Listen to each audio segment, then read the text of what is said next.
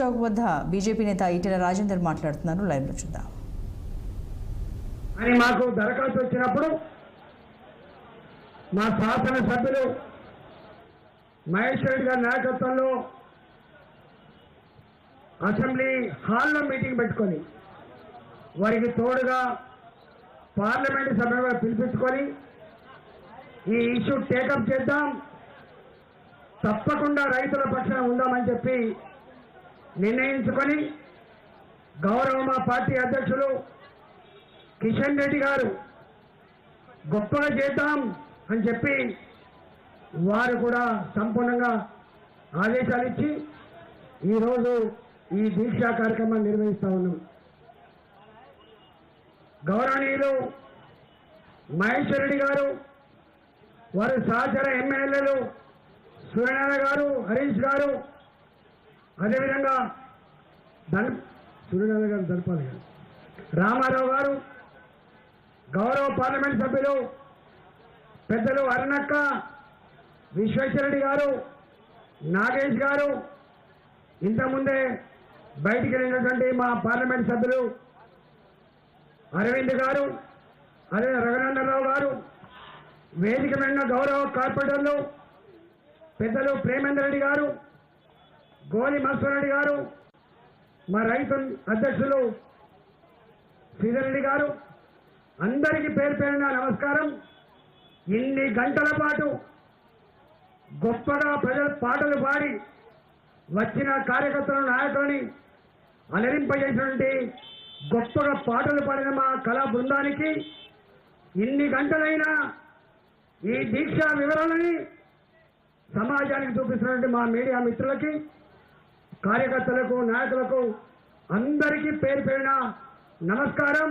జై తెలంగాణ, జై తెలంగాణ, జై జవాన్, జై జవాన్, జై జవాన్. రేవంత్ రెడ్డికి అధికారం నెత్తికెక్కింది. అధికారం నెత్తికెక్కి ఎవరిని లెక్క చేయని స్థాయికి ఎదిగిండు. నేను చాలాసార్లు చెప్తున్నా, ఈ మధ్యకాలంలో కేసీఆర్ నిజరూపం, కేసీఆర్కు అధికారం నెత్తికెక్కడానికి 6 ఏళ్ళలో 7 ఏళ్ళలో పడితే రేవంత్ రెడ్డికి అధికారం నెత్తికెక్కడానికి 3 నెలలు కూడా పట్టలేదు. 3 నెలలు కూడా పట్టలేదు. రేవంత్ రెడ్డికి సంపూర్ణమైన అవగాహన ఉంది. అవగాహన లేనిది మనకే. ఎందుకంటే ఆయన స్వయంగా అమెరికాలో ఒక ఇంటర్వ్యూ ఇచ్చిండు. ఆ ఇంటర్వ్యూ ఒక 30 నిమిషాల పాటు ఇచ్చిండు. ఆ ఇంటర్వ్యూ సారాంశం ఏంటంటే, ప్రజలకి మోసం చేసే నాయకులంటేనే ఇష్టము, అబద్ధాల హామీలు ఇస్తేనే ప్రజలు నమ్మి ఓటేస్తారు, గా సిద్ధాంతాన్ని పుణికిపుచ్చుకున్నవాడే రేవంత్ రెడ్డి అని చెప్పి స్వయంగా చెప్పిన మనిషి రేవంత్ రెడ్డి.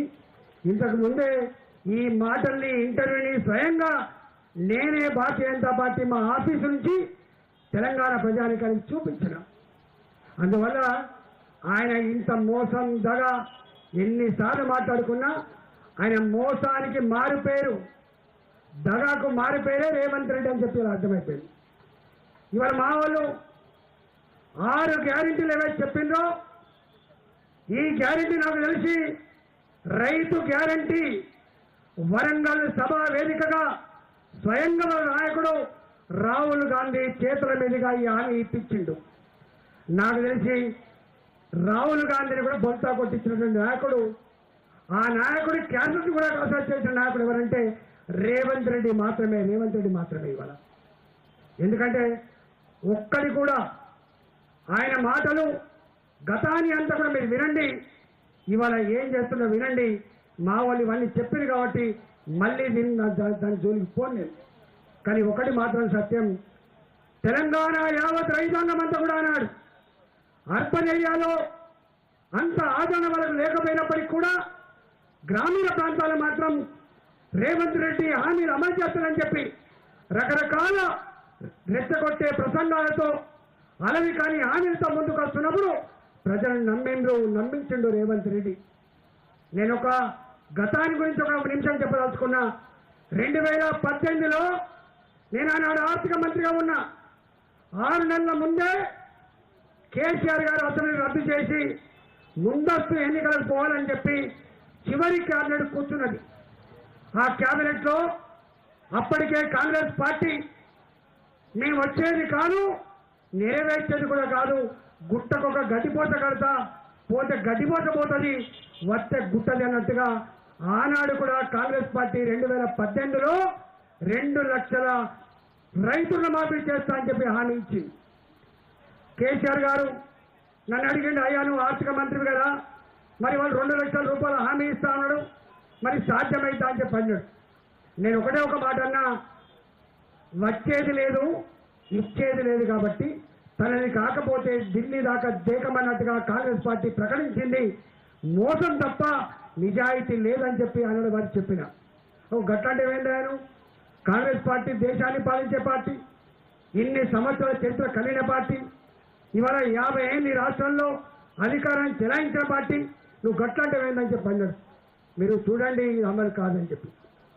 మనకు మంచిగా ఉంది, ఏ ఒక్క హామీ ఇచ్చే పరిస్థితిలో ఆర్థిక వ్యవస్థ లేదు. 5,000 కోట్లు కూడా అదనంగా ఇవ్వగలిగే స్థాయిలో లేదు. అప్పటికే అనేక కార్యక్రమాలు చేపట్టి అలసిపోయింది తెలంగాణ అని చెప్పి నేను చెప్పిన. కానీ కేసీఆర్ గారు కూడా ఆనాడు 2 హామీలు ఇచ్చిండు. ఆ హామీలలో 1,00,000 రూపాయల లోపు రుణమాఫీ చేస్తా అని చెప్పి 2018లో మేనిఫెస్టో పెట్టిన నాయకుడు కేసీఆర్ గారు. 4,000 రూపాయలు నిరుద్యోగ భృతి ఇస్తా అని చెప్పిన నాయకుడు కేసీఆర్ గారు. 4,000 నిరుద్యోగ భృతి 2023 వరకు ఇవ్వలేకపోయిండు. వారి మాటలు చెప్పాలంటే రాజు తలుచుకుంటే దెబ్బలకు కొలవనా, నేను ఖచ్చితంగా ఇచ్చి తీర్తా. కేసీఆర్ అంటే మాట తప్పడు, అవసరమైతే తల నరుక్కుంటా తప్ప హామీ మాత్రం అమలు చేస్తా అని చెప్పే వ్యక్తి కేసీఆర్ గారు.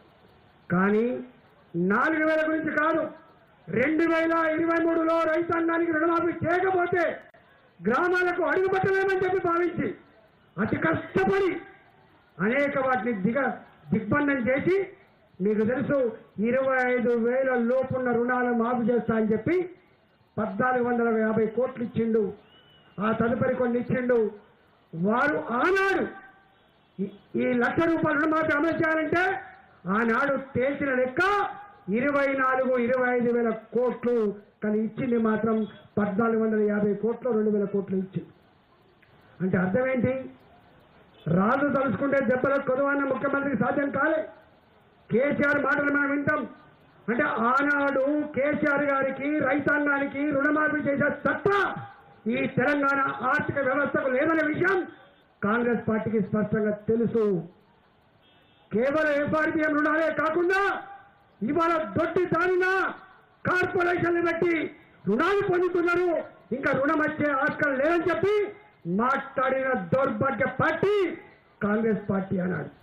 నేను ఆడ మొత్తుకున్నా, నాకు అంతో ఇంతో అనుభవం ఉన్న నాయకుడుగా నేను 5 ముఖ్యమంత్రులు చూసిన, నేను చంద్రబాబు నాయుడు గారిని, రాజశేఖర రెడ్డి గారిని, రోషయ్య గారిని, కిరణ్ కుమార్ రెడ్డి గారిని, చివరికి కేసీఆర్ గారిని కూడా చూసిన. నేను చూసిన వ్యక్తిగా ఆనాడు ఎన్నికల ముందు వీళ్ళు 6 గ్యారెంటీలు ప్రకటిస్తున్న నాడు నేను అనుకున్నా, ఒక్క గ్యారెంటీ కూడా అమలు చేయగలిగే శక్తి సత్తా కాంగ్రెస్ పార్టీకి లేదు, అబద్ధాలు ఆడుతుందని చెప్పినాడు.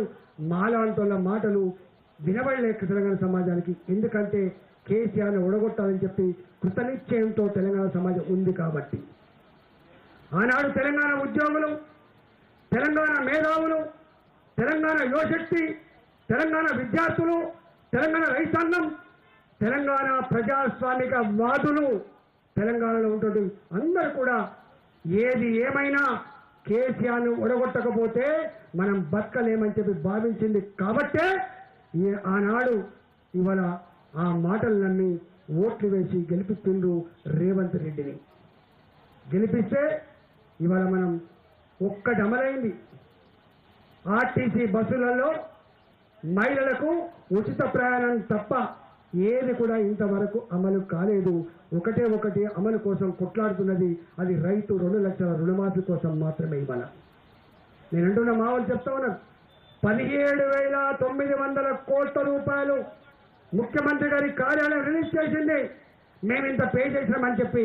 కానీ ఇప్పటికీ దానికి సంబంధించిన వివరాలు ప్రజాక్షేత్రంలో పోర్టల్లో పెట్టలేదంటేనే అది కూడా మోసం తప్ప మరో మాట కాదు. ఏమిచ్చిండు ఆయన? రైతు బంధు కేసీఆర్ ఇచ్చే పంటకు 5,000, సంవత్సరానికి 10,000, దాని విలువ 12,000 నుంచి 13,000 కోట్లు. కానీ రైతు బంధు రాలే. దాని జాగలో నాకు తెలిసి ఈయన ఇచ్చిన రైతు బంధు రైతు రుణమాఫీ 12-13,000 కోట్ల కంటే ఎక్కువ ఉండకపోవచ్చు. నేను అడుగుతున్న దమ్ముంటే మిస్టర్ రేవంత్ రెడ్డి, నీ రుణమాఫీ ఎంత చేసినావో పోర్టల్లో పెట్టగలిగే, ప్రజాక్షేత్రంలో పెట్టగలిగే దమ్ముంటే పెట్టమని చెప్పి నేను డిమాండ్ చేస్తా ఉన్నా. రెండవది, నీవు ఇలా జీవన్ రెడ్డి గారు మా మీద ప్రెస్ మీట్ పెట్టండి. ఈ ఎమ్మెల్యేలకు ఎంపీలకు ఏం పని లేదు, ఈ తెలంగాణ రైతులకు ఏం పని లేదు, మేము ఇస్తున్నాం కదా, భారతీయ జనతా పార్టీ ఎక్కడ ఇస్తామని చెప్పి. భారతీయ జనతా పార్టీ, మరీ ముఖ్యంగా నరేంద్ర మోడీ గారు మాట ఇస్తే తప్పని వ్యక్తి నరేంద్ర మోడీ గారు. దానికి ఒకటే ఒక ఉదాహరణ చెప్తా. ఇక్కడ ఏనాడు తెలంగాణ రాష్ట్రానికి ఇస్తా అని చెప్పని నరేంద్ర మోడీ గారు రైతాంగం ఎరువుల కోసం బారులు కట్టేది, చెప్పులు లైన్లు పెట్టి ఒక ఎరువు బస్త కావాలంటే 12 గంటలు 20 గంటలు క్యూ కట్టేటువంటి దౌర్భాగ్య పరిస్థితులలో నరేంద్ర మోడీ గారు 20 ఏళ్ల క్రితం 30 ఏళ్ల క్రితం ఏ రామగుండ ఎరువుల కర్మాగారాన్ని రద్దు చేసిందో అనేది కాంగ్రెస్ ప్రభుత్వం దాన్ని 6,300 కోట్ల రూపాయలతో ప్రారంభించి తెలంగాణ రైతాంగానికి ఎరువుల కొరత లేకుండా చేసిన మహానీయుడు నరేంద్ర మోడీ గారు. అది అమలు చేసిన పార్టీ భారతీయ జనతా పార్టీ అని చెప్పి మనం చేస్తున్నాం. ఎన్ని బాధలున్నా నాకు తెలిసి కేంద్ర ప్రభుత్వం ఎప్పుడు కూడా ప్రజలకు నేరుగా వెల్ఫేర్ యాక్టివిటీ పథకాలు అందించదు, డైరెక్ట్ గా డబ్బులు ఎప్పుడు ఇవ్వదు. కానీ మొట్టమొదటిసారిగా ఇవాళ మొత్తం దేశంలో ఎవరు ఒప్పుకున్నా ఒప్పుకోకపోయినా ఇవాళ జై జవాన్ జై కిసాన్ ఇది ఉత్త నినాదం కాదు. తన రక్తాన్ని చెమటగా మార్చి ఈ దేశ సౌభాగ్యం కోసం, ఈ దేశ ప్రజల కోసం దువ్వ పెట్టే మహానాయకుడు రైతే. కాబట్టి రైతును ఆదుకోవాలని చెప్పి మొట్టమొదటిగా భావించి ఇవాళ దేశవ్యాప్తంగా చిన్న రైతాంగానికి, మధ్యతరగతి రైతాంగానికి సంవత్సరానికి 6,000 రూపాయలు ఇచ్చి రైతును ఆదుకున్న ప్రభుత్వం ఇవాళ నరేంద్ర మోడీ గారి ప్రభుత్వం. ఇది ఏ మేనిఫెస్టోలో పెట్టలేదు, ఎక్కడ కూడా మేము హామీ ఇవ్వలేదు. హామీ ఇవ్వకుండా అమలు చేసింది తెలంగాణ మొత్తం దేశ రైతాంగం కోసం. ఇవాళ మమ్మల్ని పట్టుకొని నువ్వు అంటున్నావు. మేము అడుగుతున్నది ఇవాళ మేం కాదు, తెలంగాణ పల్లెల్లో మమ్మల్ని అడుగుతున్నారు, మా నాయకులను మా కార్యకర్తలు అడుగుతున్నారు. భారతీయ జనతా పార్టీ కొట్లాడతలేదండి. అయ్యో మాకు ఎవరు అండగా ఉంటారంటే ఇవాళ తెలంగాణ రైతాంగానికి అండగా ఉండే పార్టీగా, ఎక్కడ దుర్మార్గం ఉన్నా, ఎక్కడ అహంకారం ఉన్నా కొట్లాడే పార్టీగా ఇవాళ వాళ్ళకు బాసలో నిలిచింది. ఇవాళ తెలంగాణ బీజేపీ లెజిస్లేటివ్ పార్టీ, మా ఎంపీల బృందం, మా కార్పొరేటర్ నుంచి మనం చేస్తున్నాం. తెలంగాణ రైతులారా, ఇవాళ మనోళ్ళు చెప్పినట్టుగా రైతులకు ఏమేమి హామీలు ఇచ్చిండ్రో అవన్నీ అమలు చేసేంత వరకు నీ భరతం పట్టుడు ఖాయం మిస్టర్ రేవంత్ రెడ్డి అని చెప్పి ఈ వేదిక నుంచి నేను హెచ్చరిస్తా ఉన్నా. నెంబర్ 1, ఇవాళ ఆనందంగా ఉంది, చాలా ఆనందంగా ఉంది. ఇప్పటిదాకా మా మైనార్టీ లేడీస్ వచ్చిపోయింది ఇక్కడికి. అయ్యా రైతుల కోసం దీక్ష చేస్తున్నారు మీరు. హైదరాబాద్లో ఇప్పుడే వచ్చిన మా వాళ్ళు ఎంపిక నిలబడరు. హైదరాబాద్లో మూసి ప్రక్షాళన పేరిట, నీ హైదరా డ్రామా పేరిట పేదల వేలాదీలు కూస్తా ఉన్నారు, నిర్దాక్షిణ్యంగా కూస్తా ఉన్నారు. సాటర్డే సండే వచ్చిందంటే ఇలా హైదరాబాద్ లో ఉన్న బస్తీ వాసులకు కంటి మీద కునుకు లేకుండా పోతా ఉంది. ఇవాళ పొయ్యి మీద కుండ పెట్టడం లేకుండా ఉన్నది. మా పక్షాన్ని కూడా మీకు దీక్ష చేస్తారని చెప్పి ఇప్పటిదాకా మా మైనార్టీ మహిళలు వచ్చిపోయిండు. ఇవో ఇక్కడ మా వాళ్ళంతా కూడా నిలబడ్డారు. కారణం ఏంటి? కాంగ్రెస్ ఎట్లయినా మోసం చేసింది. ఆనాడు ఇదే మూసి ప్రక్షాళన పెట్ట బీఆర్ఎస్ పార్టీ కూడా ఆనాడు మమ్మల్ని అదరగొట్టింది, బెదరగొట్టింది. వాళ్ళకి చిత్తశుద్ధి ఉంటుందని మేము భావించట్లేదు. బీఆర్ఎస్ పార్టీకి చిత్తశుద్ధి ఉంటుందని చెప్పి భావించట్లేదు. చిత్తశుద్ధితో నిర్మమాటంగా బరిగేసి కొట్టాడే శక్తి మీకు మాత్రమే ఉంది బిడ్డ, మీరే కొట్టాలని చెప్పి ఇప్పటికి వాళ్ళు వచ్చిపోయింది. 45 రోజులుగా మల్కాజిగిరి పార్లమెంటు మీకు తెలుసు, న్యూలీ ఎక్స్పాండెడ్ సిటీ అంతా మల్కాజిగిరిలో ఉంటుంది. భారతదేశంలో 38 లక్షల ఓట్లు కలిగి, తెలంగాణ మొత్తం జనాభాలో 1/8 పాపులేషన్ కలిగి, 100 చెరువులు కలిగి, ఆ 100 చెరువులని కళ్ళారా చూస్తున్నా ఎక్కడ కూడా ఇవాళ చెరువులలో మంచినీళ్ళు లేవు, ఈత కొట్టడానికి అనువుగా లేదు, మా సాకిరేవుకు అనువుగా లేదు, చేపల పెంపకానికి అనువు లేవు. ఆ చెరువులన్నీ కూడా ఇవాళ మొత్తం డ్రైనేజీ కంపెనీలతో నింపుకొని పెట్టింది తప్ప ఎక్కడ కూడా ఆ చెరువులలో మంచినీళ్ళు లేవు. ఆ నీళ్లు బోర్లల్లో బావులలో భూగర్భ జలాల కింద వస్తే ఆ నీళ్లతో అన్నం వండుకుంటే పచ్చడైతుంది, రోగం వస్తుంది తప్ప ఇలా వాటర్ బాడీస్ పక్కకుంటే, వాటర్ బాడీస్ ఇల్లుంటే ఇవాళ సుఖంగా ఉంటామని చెప్పి భావిస్తాం, ప్రశాంతంగా ఉంటుందని భావిస్తాం. కానీ వాటర్ బాడీస్ పక్కకున్నటువంటి ప్రజలకి ఇవాళ దోమలు, ఈగలు, దుర్గంధం, రోగాలు తప్ప ఇవాళ ఏమీ లేదు. నేను అంటున్నా మిస్టర్ రేవంత్ రెడ్డి, నీకు అధికారం నెత్తికెక్కిందని ఎందుకంటున్నా? మేము ఇక్కడ ఎంపీగా ఉన్నాయి, ఇక్కడ అనేక మంది ఎంపీలు ఉన్నారు, ఇక్కడ ఎమ్మెల్యేలు ఉన్నారు, పార్టీలు ఉన్నారు. ఇంత పెద్ద నిర్ణయాన్ని ప్రకటించే ముందు, ఇంత పెద్ద నిర్ణయాన్ని తీసుకునే ముందు కనీసం మా కార్పొరేటర్లని, కనీసం ఎమ్మెల్యేలని కానీ ఎంపీలు కానీ నువ్వు సంప్రదించినావా? అక్కడ ఉన్నటువంటి కాలనీ పెద్దలను కానీ నువ్వు ఎప్పుడైనా సంప్రదించే ప్రయత్నం చేసినావా? నాకే అన్ని తెలుసు. నాకు తెలిసి ఈ ఇల్లు కూలగొట్టే, పేదల ఇల్లు కూలగొట్టే నిర్ణయం క్యాబినెట్ కూడా చర్చించలేదు, ఏ మంత్రితో కూడా ఆలోచన చేయలేదు. నిన్న ఒక ఎమ్మెల్యే గారి మాట్లాడాడు. ఆ ఎమ్మెల్యే గారి మాటలు వింటే ఎమ్మెల్యేలతో, కాంగ్రెస్ పార్టీ ఎమ్మెల్యేలతో మాట్లాడకుండా నిర్ణయం తీసుకున్న వ్యక్తి ఇవాళ రేవంత్ రెడ్డి. అంటే గింత అహంకారమా? నాకు గుర్తొచ్చింది, ఎమర్జెన్సీలో ఆనాడు సంజయ్ గాంధీ టర్కుమని గేట్ దగ్గర వేలాది పేదల ఇల్లు కూల్చివేసి ఆనాడు ఆ పేదలకు ఇల్లు లేకుండా చేసి ఆ పేదల ఉసురు పోసుకున్నాడు. ఇవాళ టర్కుమని గేట్ దగ్గర కూలగొట్ట గుడిసెల జాగల్లో ఏం చేసినారో సంజయ్ గాంధీ మారుతి కంపెనీకి జాగ కట్టించిన చరిత్రని పురికి పుచ్చుకున్న ఆచరిస్తున్న నాయకుడు ఇవాళ రేవంత్ రెడ్డి అని మనం తెలుసు. ఆయనకు నేను అడుగుతున్నా, రేవంత్ రెడ్డి గారు, నీకు మూసీ ప్రశ్న నిజమే అయితే నేను ఒక్కటి అడుగుతున్నా, మూసీలో నిజాం ఆ కాలంలో రాతి కట్టడాలు కట్టి, మీరు హైకోర్టు దగ్గర పోయి చూడండి, న్యాయపూల్ దగ్గర చూడండి, రాతి కట్టడాలు కట్టి హైదరాబాద్ మునిగిపోకుండా రాళ్ల కట్టడాలు కట్టిండు. నేను అంటున్నా, మూసీ ప్రశ్న నిజమే అయితే నీవు కూడా సిమెంట్ కాంక్రీట్ తో 6 నెలల్లో, ఏడాదిలో మొత్తం మూసీకి సిమెంట్ కాంక్రీట్ గోడ కట్టే టెక్నాలజీ ఉంది. నువ్వు రా, ఆ పని చేసే ప్రయత్నం చేయి. కానీ నీ ఉద్దేశం అది కాదు సుమా, నీ ఉద్దేశం అది కాదు. ఇవాళ మా పనిగిరి వాసుకులకు వచ్చిండు, మా పనిగిరి కాలనీ వాసుకులకు వచ్చిండు. వాళ్ళది 600 మీటర్ల పైన ఉంటుంది, ఫీట్ల పైన ఉంటుంది వాళ్ళ పనిగిరి కాలనీ. చైతన్య పూరి 50 ఏళ్ల క్రితం వెలిసిన కాలనీ అది. 50 ఏళ్ల క్రితం 60 ఫీట్ల ఎత్తులో ఉన్నది. ఈ 50 ఏళ్లలో ఏనాడు ఒక సుక్క కూడా నీళ్లు రాని ప్రాంతం అది. మన మహేశ్వర రెడ్డి గారు, మా అన్న ప్రేమేంద్ర వచ్చిపోయింది, ఏడుస్తున్నాడు వాళ్ళ కాలేజీ పడి.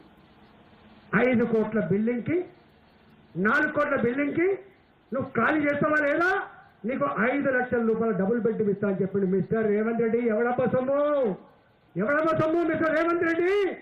మా ప్రజల ఇళ్లను కూల్చేసే, మా ప్రజల ఇళ్లను గుంజుకునే, మా ఇల్లు గుంజుకొని మమ్మల్ని బుచ్చగాలను చేసేటువంటి మాకు డబుల్